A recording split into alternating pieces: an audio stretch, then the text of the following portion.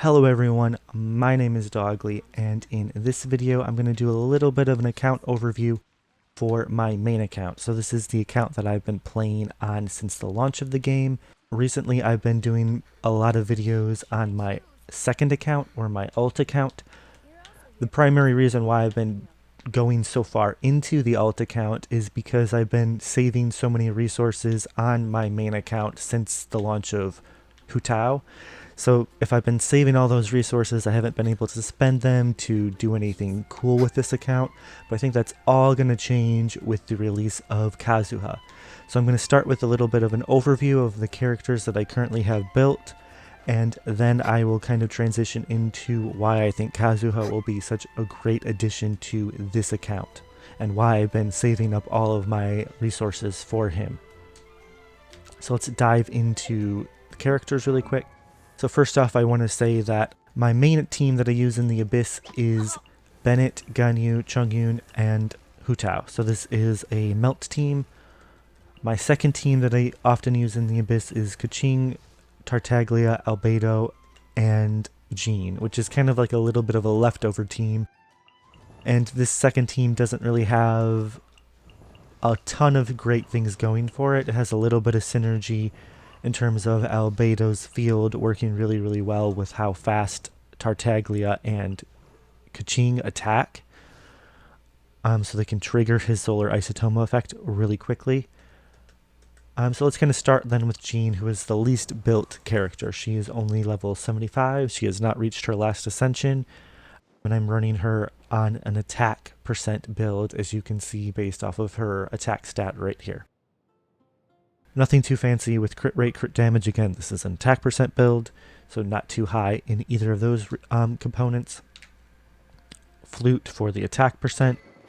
And then she has a mixture of Gladiator's Finale and Maiden's Beloved to boost her healing and her attack.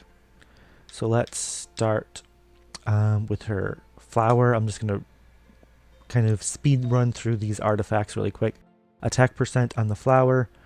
Mixed plume that isn't amazing, but it does its job. Pretty bad sands. I am really proud of her goblet here. And then her circlet isn't that great. 0 constellation, level 6 talents. Up next is Albedo. You can see that he's running a primarily defense build. Festering Desire instead of Harbinger of Dawn, which just allows his ult to be spammed a little bit more. 2-piece Noblesse and 2-piece Glad. I would like to have a 2-piece Archaic Petra instead of Glad, but it's just what I have, and I don't have the resin to farm that artifact domain just for one character. So I'll just kind of speed through his artifacts here. They're okay, but there's nothing that like stands out a ton. I mean, he is going for attack, defense, and energy recharge on most of his pieces. 0 constellations and level 9 solar isotoma, which is his main calling card. Childe has more more attack percent than I would like him to have. He has 43% crit rate and 93% crit damage, which is a pretty good ratio, but it's nothing super high. R5 Rust, I think it's just the best weapon for Childe. And then we have Heart of Depth. So most of his artifacts are pretty bad, except for his flower.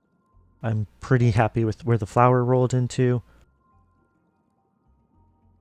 Plume is garbage with so much defense. The Sands isn't very good with so much defense. I am okay with the goblet.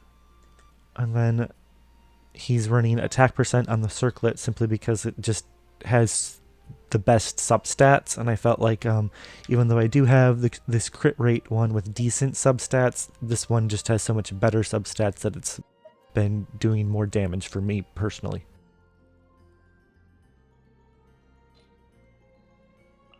We have Keqing. She's the least kind of built, I would say. She's running R5 Black Sword. Her artifacts is a Thundering Fury and Berserker set. She has a lot of crit rate and not that high of crit damage, but it does its job. Artifacts really aren't anything good. As you can see, some of them are 4-star artifacts. I'll just speed through them. Nothing too fancy. It's more of just getting the set bonuses that matters for her. If I could have a gladiator set over Berserker, I would. It's just, getting good rolls. She does have C1, but her C1 isn't that great. Level 8, 6, and 6, so her base attack is her main thing, and you can see that on her talents are not really fully leveled. On Childe, he does have level 9 Foul Legacy and level 9 Obliteration. Hu Tao, you can see that she is running an HP build. She has Staff of Homa. Artifacts is Noblesse set, which I would much rather have 2-piece Noblesse and then 2-piece Crimson Witch. I just haven't gotten a good Crimson Witch roll yet, so this is where I'm stuck. I do like the amount of crit rate on her flower. I love the amount of HP percent on her plume. Pretty happy with the sands. It's nothing amazing, but it gets the job done with crit damage and energy recharge. Her Pyro Goblet isn't the best by any means, but it works. And then crit rate Circlet, because her weapon has crit damage. And then her talents are all level 9. Chongyun also has all level 9 talents. His constellation is only constellation 2. I've been trying to get more copies of him. Whenever he's on a banner, I generally summon a little bit on it, but I just haven't rolled him. So I rolled him once on the standard banner at the beginning of the game, and after that I got him once from the shop, and then after that I got him once from the event that let us get a free 4-star Leeway character. He competes with artifacts with Ganyu, so I'll kind of go over them quickly. 4-star flower, unfortunately, but it has the right stats. Crit damage on the plume. Crit damage, a little bit of crit damage on the sands. Crowd damage bonus and crit damage. And then crit damage on the circlet. So because of Blizzard Destroyer and that I often use him with another cryo character, his crit rate isn't super high, but his crit damage is really high. His crit rate, of course, is functionally boosted once the opponents are affected by cryo, though. Ganyu, really high base attack. She's running the Amos bow, which I'm super lucky that I got. I actually got this early on in the game, and I didn't want it when I got it because it was useless to me, but then once I pulled Ganyu, it was definitely the best thing to have kind of laying around. So her artifacts are probably a little bit better than Chongyun's then. Really happy with the plume, or sorry, really happy with the flower. Plume isn't bad either. The sands is okay, I would say. Crit rate on the goblet. Crit damage on the circlet with, unfortunately, a lot of wasted substat into defense, but it's, on set crit damage, so it does its job. Level 989 talents and 30% crit rate, which again is inflated once you actually account for the crit rate boosts, and then 215 crit damage. Bennett, on this account I run healer Bennett. On my other account I run more of a DPS Bennett or a sub DPS Bennett. Here he has Alley Flash for the high base attack, full Noblesse set, which I feel is just the best set for healer Bennett, and then all of the artifacts are just focusing on energy recharge as much as I possibly could roll into. And then HP, of course, for main stats and healing bonus on the circlet. His He's Constellation 5, which is exactly where he should be. He shouldn't go any higher for a support Bennett. And then 6, 9, 12 on the talents. Alright. So those are my characters in as fast as I could go through. I kind of wanted to then talk about Kazuha and show off some artifact sets that I've been farming for him.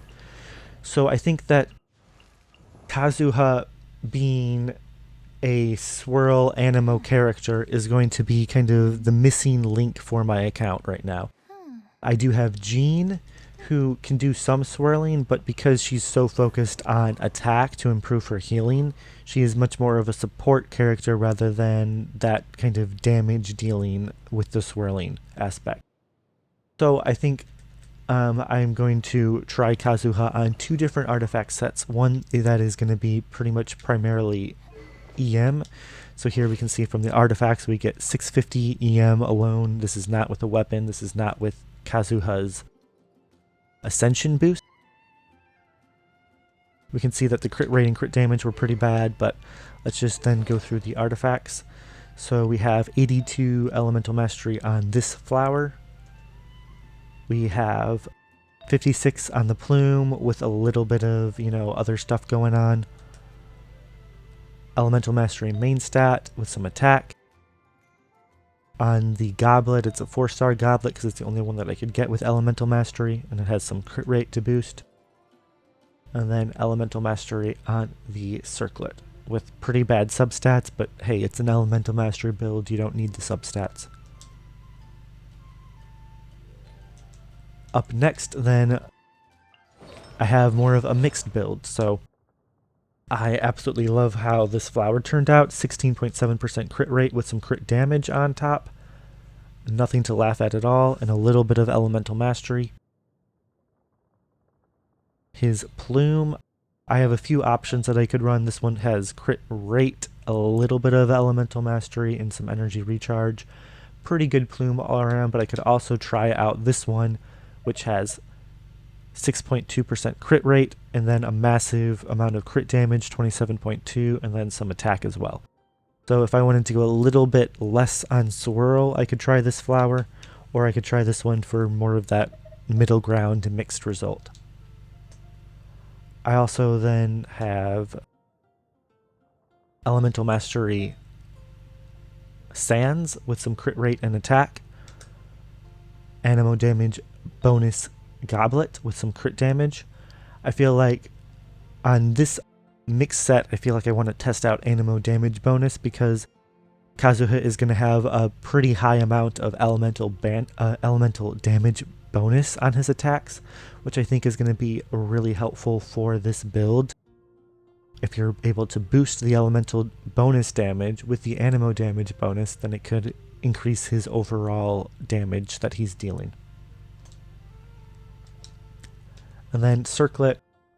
This is really the reason why I wanted to try a mixed build, is just because of this circlet. We can see it has crit damage, a little bit of crit rate, and then a ton of elemental mastery substat, 98. So we can see that this started as 4 substats, and it rolled once into crit rate, and then every other time it rolled into elemental mastery.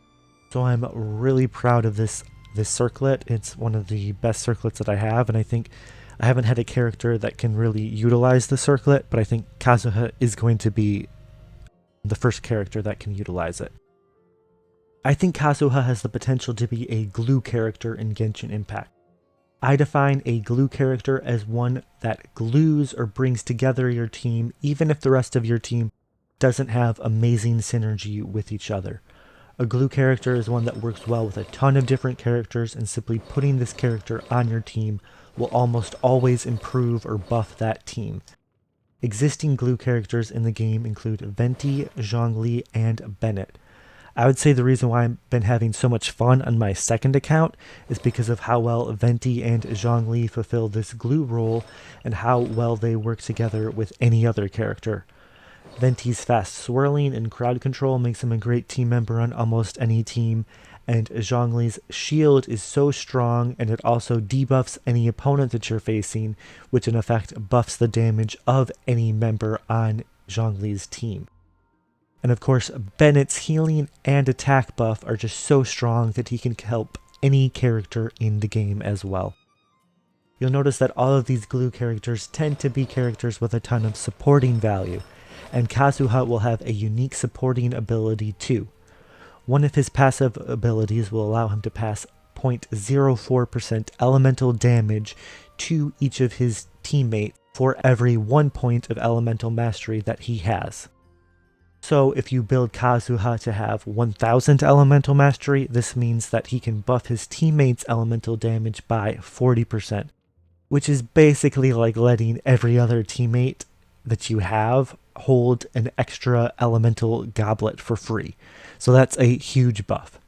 Of course, Kazuha has to trigger a swirl reaction in order to pass this buff to his teammates, but his ultimate skill will provide swirls for 8 seconds.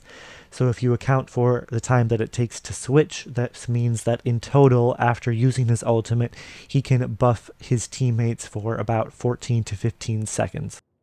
Additionally, Swirl was buffed in version 1.6, so Kazuha's ultimate skill can deal massive amounts of off-field swirl damage on its own, in addition to buffing his teammates. If you are currently lacking an Anemo character that can abuse swirl damage, or if you have a lot of characters that primarily deal elemental damage, then I think Kazuha could be a great glue character for your account. But I'll definitely summon for him and let you guys know how he works in practice if you're on the fence right now. And I'm super excited to build Kazuha to test him out. If you guys want me to test him with any of these characters here that I've laid out, any of these 8, please let me know and I'll give my opinions when he's launched. But as you can see, I've definitely been preparing for Kazuha with those artifacts. I also have a ton of Hero's Wits that I can use. I have a ton of crystals, animal crystals. I've been saving up all my crowns. I don't know if I'll actually crown him at all. I have a ton of books ready for him. And then hopefully I can pull his weapon as well because I have farmed for his weapon materials as well. I have plenty of weapon crystals, so those are dumping right into his weapon. And then as you can see, I've been saving up almost 36,000 Prima Gems. 8 million Mora. I haven't really touched this account in terms of new summons since the Alley Flash. Before that, the character that I got was Hu Tao. So I'm super excited to see what Kazuha can do for my account. And if you guys have any questions for me, please let me know. Comment down below with any questions. Please leave a like if you found this video helpful. And I'll see you guys in the next one. Bye.